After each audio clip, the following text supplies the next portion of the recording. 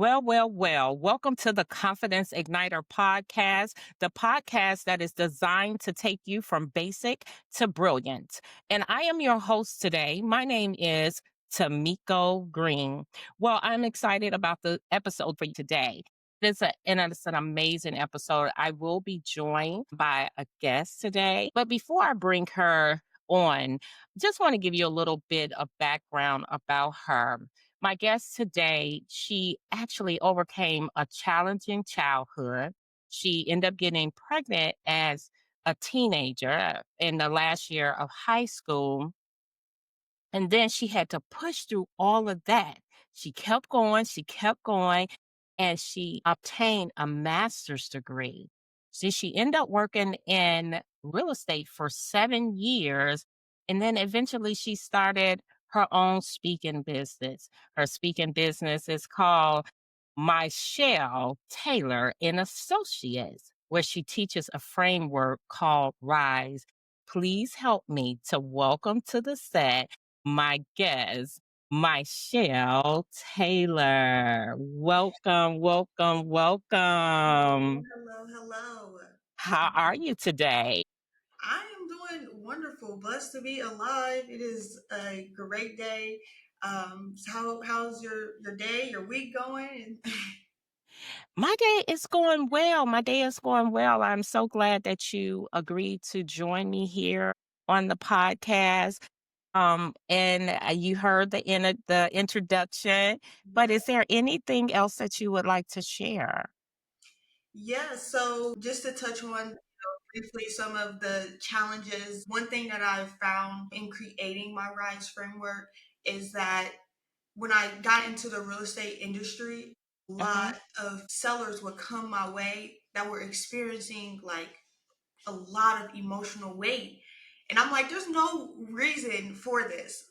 So I started to wonder, like, why do these similar sellers, like, it wasn't just one seller, it's like all these similar sellers that are coming my way. And I'm like, why are they coming to me? Like, the law of attraction is a real thing. So I began to ask myself, why am I attracting these people? And I realized that under everything, all the things that I achieved in my life, there was a broken child there. And I realized that I can achieve as much success as I want to achieve. I can work as hard as I want to work in my life. But without healing that broken child, I can only get so far because she needs me just as much as I need her. No matter how old I get, she's always going to be there. So that's why I created, part of my R in the Rise, which is a restore and a rebirth, is to restore that inner child. Because as you mentioned, some of the challenges that I endured, being born addicted to drugs, not knowing my mom, not knowing my dad, being raised by my grandmother, it was a lot that I had to endure that I didn't know how to like release that. So I'm excited to be here today to shed some light into my life and kind of explain what I've been through and how I overcame it and how you can do that too and smile while you're doing it and feel the joy of life while you're doing it regardless of what you're going through. All right. Thank you for sharing. And our topic today is shine without permission. And so just listening to the things that you went through as a child, like being born, not knowing who your mom and dad is, thinking that your grandmother was your mom, that's a lot. Tell me this. So through everything that you went through, I'm sure that smiling was not like your number one thing, going through some of the challenges that you went through, right? Yeah. At what point in your life did you say, I'm not going to no longer allow my challenges, the situation to hide my smile. At what point in your life did you decide, you know what, I'm gonna give myself permission to smile? Yeah, so that's a great question. school, I was always the class clown, the one that wanted to play jokes on people. I used to unloosen their book bag straps while they're like not paying attention. So when they put their book bag on, they got all their heavy books in their book bag. So they put it on and their book bag dropped all the way down to the ground. So I used to do stuff like that to make me laugh. But I didn't give myself permission to actually smile and like feel the joy from my heart until I had my daughter. And when I had her, she was like so innocent and so precious, and I couldn't even fathom that I even just gave birth. Like I was in shock still. I'm like, I went to a whole 9 months of pregnancy and I'm surprised right now. How? But then when I looked at her and I tried to tell her that I loved her, my I could say it in my head, but my mouth couldn't make out the words and the sound wasn't coming out. And it just wasn't something that was normal to for me to tell people that. So I had to like literally force myself to start saying it, but I had to say it with a smile on my face because I didn't want to say it and to be like she didn't feel it. So I wanted to say it in a way like, okay, I need her to feel that because that's what I didn't feel growing up. Even though I was around people that love me, I didn't feel loved.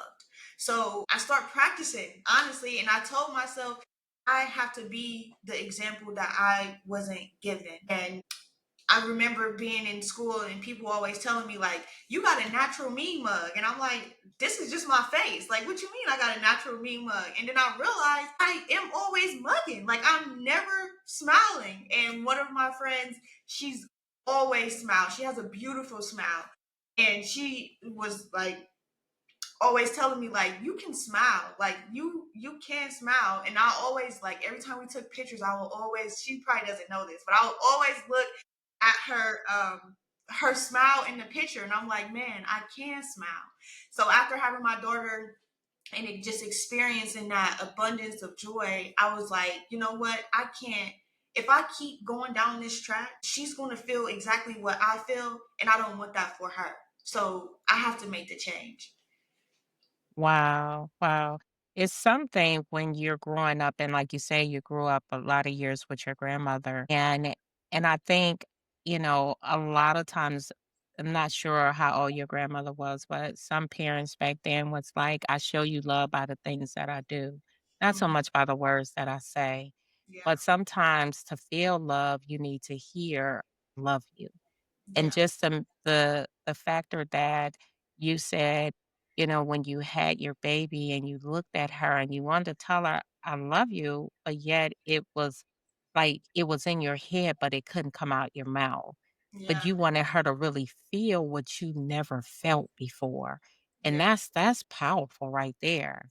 And just being able to give yourself permission, yeah. and because a lot of times when we haven't had something, we find it hard to be able to give it. So Mhm. tell me this, what roles did in all of your challenges that you went through, what roles did resilience or faith played in you pushing through those dark seasons in your life? Yeah, that's a great question. So I didn't really grow up in the church. I knew that God existed, but we never really went to church. When I met my mom, she was heavy into church. So she was in the drug and alcohol program. We would go to church every Sunday. Um, we got baptized. I think I was 10 or something when I got baptized, but I never really studied the Bible or knew what was really going on until I believe I was in this 8th grade. I joined a community, it was a Youth for Christ community center, and they did Bible studies, individual one-on-one discipleship, shepherding, things of that nature. So I went through all of those partnerships and those lessons in the Bible, and we broke it down, and I started to really understand like there's a force that's bigger than us. Like it's not just this everyday thing that we see and that we experience. So I'm grateful for my mom bringing that into my life at a young age and planting that seed because it made me see life from a different perspective as I got older. So I was able to lean heavily into knowing that like everything happens for like our greater good. Like all things work together. So I had to really internalize that, because going through some of the things I went through, I'm like, how could this be for my greater good? Like, this doesn't make any sense. Right. Like, I'm a single parent sleeping in my car right now. Like, I'm just got two options. I told my cousin I was pregnant. She gave me really one option. Okay, she said, you either gonna get an abortion or you're gonna get out. So 18 years old, I'm sleeping in my car, not knowing when I'm going to eat, not knowing where I'm going to go, not knowing anything. So I'm I'm trying to stay grounded in the mindset that everything is happening. There's something that's going to come good out of this. I'm not going to always be here, and just continuing to tell myself that over and over again. I mean, there were people along the way that like helped veer me onto the right track, like my coach, some of my teachers, but I wasn't really trying to hear that, because none of the adults in my life showed me that they care. So why am I going to believe that this stranger that doesn't know me cares about me? So a lot of it really took me really accepting that all things are happening together for my greater good, and really internalizing that and saying, you know what, I'm going to keep pushing forward, because I already got through some of the stuff that most people can't get through. I'm thankful that my brain is even functioning. Like when I talk to my mom and I ask her more questions about like what happened, and I'm like, what did you used to eat while you were pregnant? She was like, oh, crack and drugs and beer. Wow. I'm like, how did I survive? Did you take any prenatal? She was like, yeah, a little bit, but not really, for a couple of weeks. And I'm like, Wow.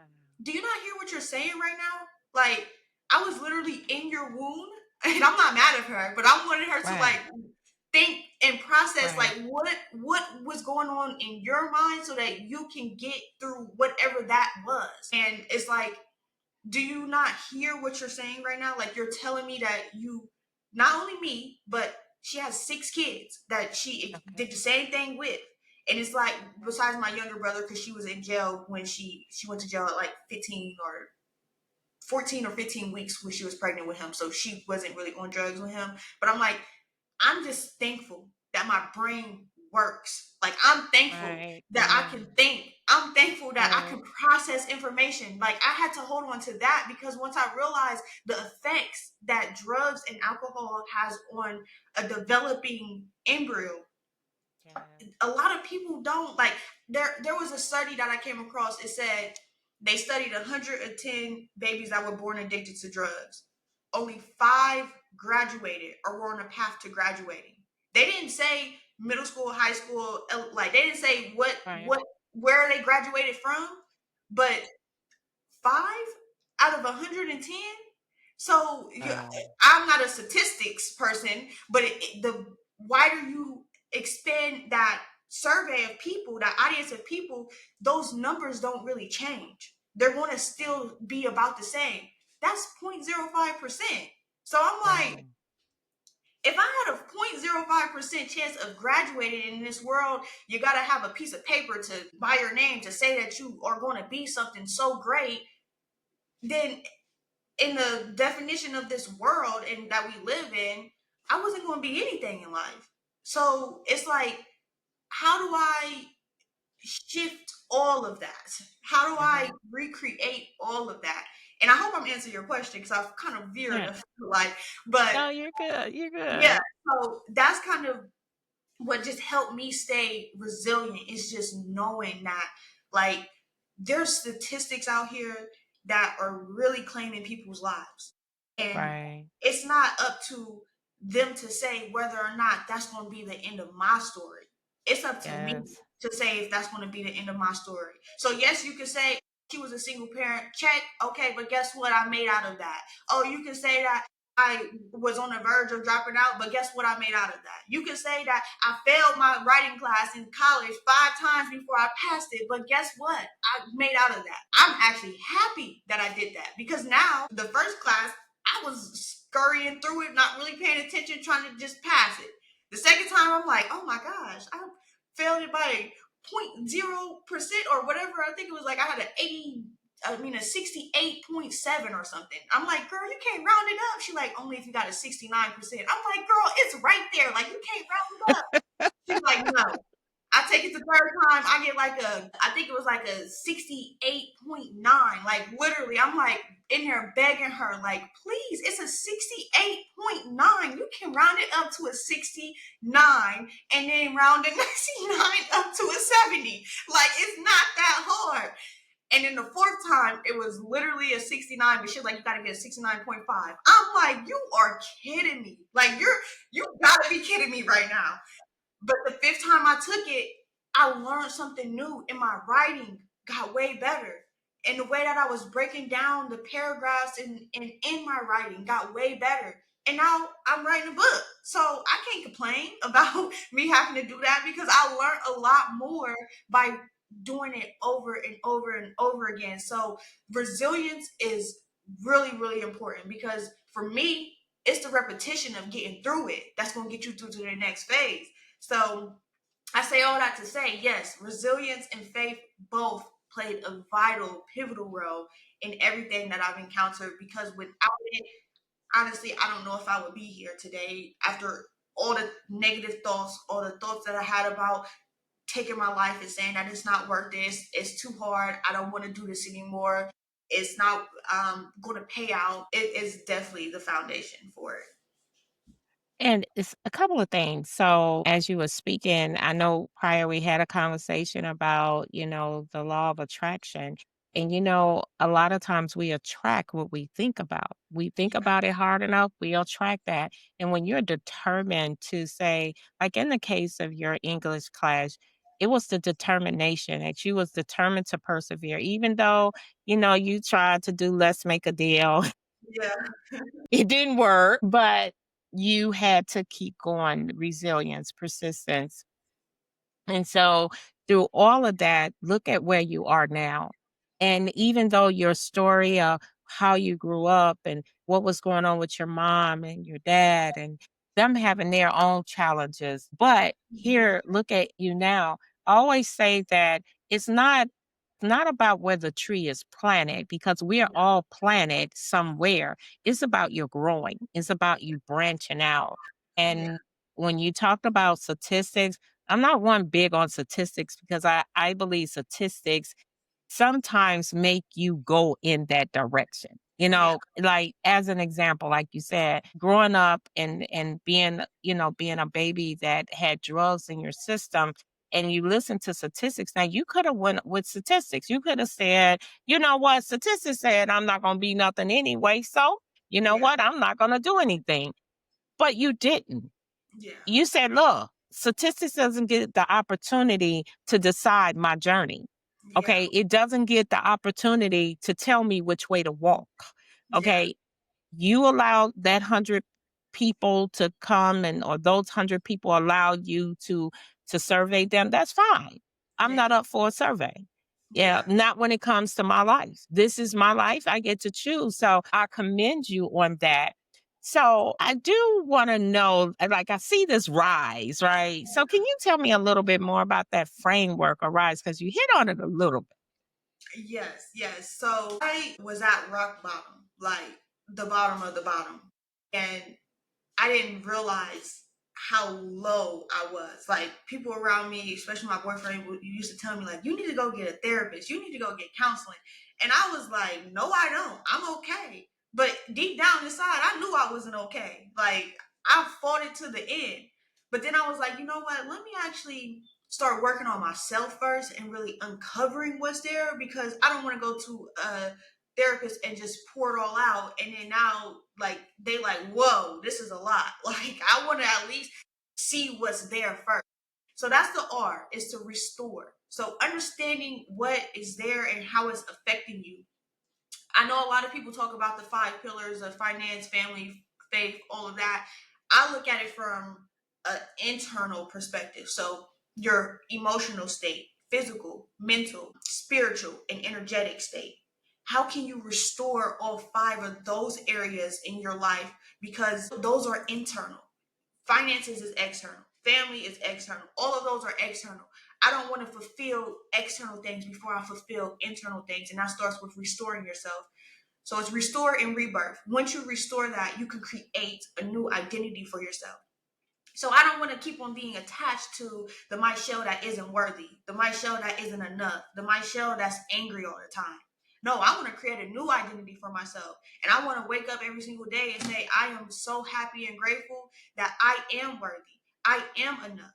I am strong. So that's the identity that I want to tie myself to. And then the I is intentional decisions. You want to be able to make intentional decisions from this new identity, because Michelle, that was the old identity before I restored and rebirthed myself. I wasn't making good intentional decisions. So you want to make sure you're making those intentional decisions that are in alignment with your future goals and your future self. Self-love and self-care, it has to be no matter what. I felt like I was on a hamster wheel and I was doing great in life, but I wasn't taking care of me. I was doing all the external things rather than the internal things. I wasn't taking baths and massaging the lotion in my legs and caring for myself, and like I wasn't doing my hair. I was putting straight backs in and putting my little body on because I was able to just hurry up and just run. But I wasn't just taking that intentional time with myself and loving myself and doing meditation and working out and journaling and reading and just pouring into me. And then the E is for evolution. How are you going to continue to evolve? Life isn't going to stop happening just because you've restored your childhood or parts of your childhood. Things are going to continue to come up. So when I realized that people are really do become a product of their environment, I realized that you got to rise above that. You got to, and not only above it, beyond it. You got to rise beyond your environment because it can suck you back. There, trust me, they will find a way, the people in your environment, to make you feel like what you're doing is insignificant. And they will try to reel you back in as fast as they can because they feel convicted that they're not doing or walking in their purpose. So, not only the environment, the things that you are attached to. So that's a little bit that I talk to in my book, is about it's called the unknown. And it describes the energetic things that you're connected to, people, places, and things that you may not even know that are keeping you held back. But you gotta rise. When life knocks you down, you got to get back up and you got to continue to rise, and not just in this phase of your life, in the next phase of your life, because you don't know what obstacles are going to come. Just when I thought that everything was good, the next thing happened. And just when I thought that I was done with that, the next thing hit me. I can't stay down. I got to get back up. And the listeners, whoever's listening, you can't stay down. You got to get back up, no matter what life throws your way. And not only get back up, but look at the positive in what just happened to you.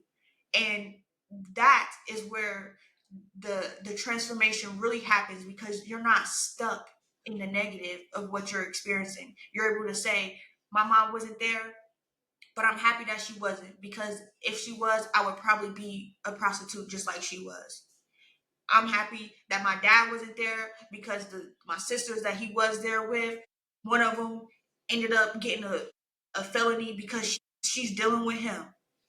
I can't I can't I can't be mad that that's just their lifestyle.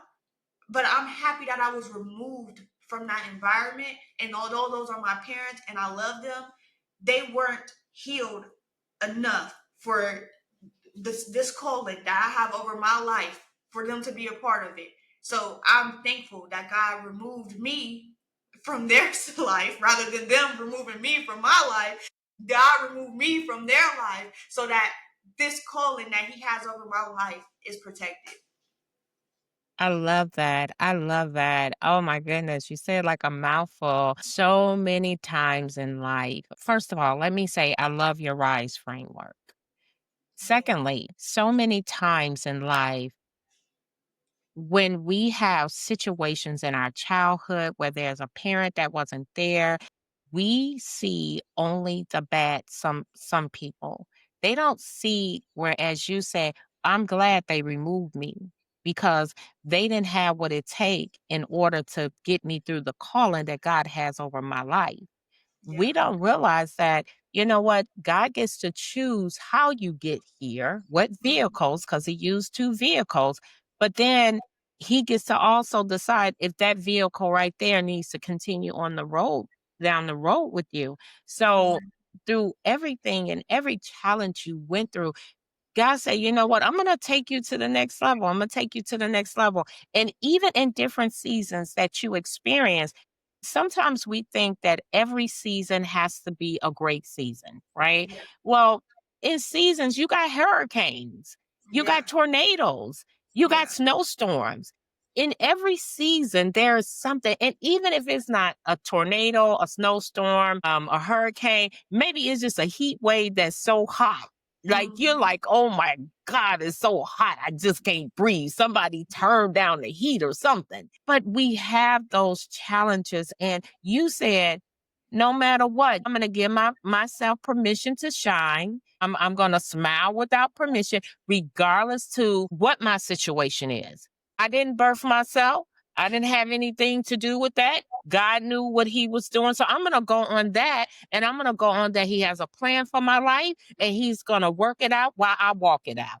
Yeah. Girl, go on with your bad self. I Yeah. like that in you.